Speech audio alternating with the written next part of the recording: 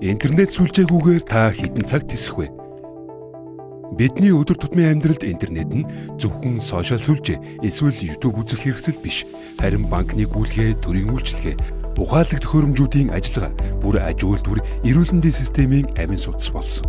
Харин энэ бүхнийг хэрхэн холбож, хамгаалж, найдвартай ажилуулах вэ гэдэг асуултад хариулах нь компьютерийн сүлжээний мэргэжилтнүүдийн үүрэг бөгөөд. Энэхүү хөтөлбөр нь оюутнуудад компьютерийн сүлжээний үндсэн онол, технологи, аюулгүй байдал, интернетийн дэд бүтэц, үүлэн тооцоолол зэрэг чиглэлээр гүнзгий мэдлэг олгоно.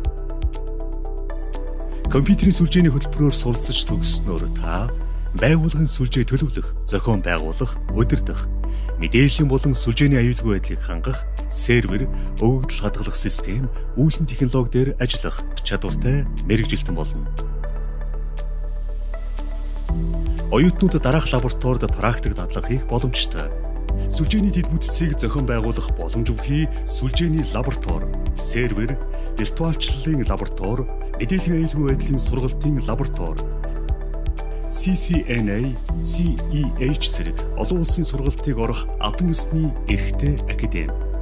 Сертификатын сургалтууд Cisco CCNA, CompTIA, Network Plus, CEH зэрэг сургалтууд. Ажлын байранд дадлага хийх боломж. Томоохон компани төрийн байгууллагуудад дадлага хийх хөтөлбөр болон хамтын ажиллагаатай болно. Манай хөтөлбөр нь кибер аюулгүй байдлын тэмцээн, олон улсын оюутнуудын дунд зохион байгуулагддаг NetRiders тэмцээн, компьютерийн сүлжээний улсын олимпиадад оюутнуудыг бэлтгэж оролцуулдаг.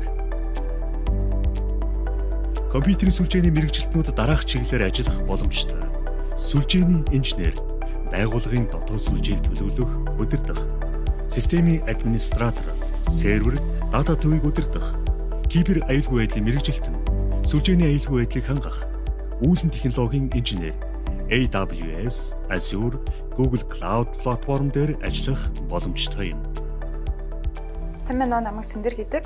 Би Монгол Улсын их сургуулийн компьютерийн сүлжээ хөтөлбөрийн 4-р түвшний оюутан байгаа.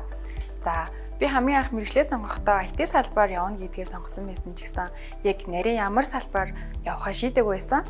Тэгээд судлаад үзэхэд компьютерийн сүлжээгийн хөтөлбөр нь маш олон мэргэжлийн суур мэдлэгийг өгч чадах, тэг хөрвөх боломжтой гэдгийг мэдсэн байгаа. Одоо жишээлбэл үүлэн технологи, сүлжээний автоматжуулалт, кибер аюулгүй байдал гэх зэрэг.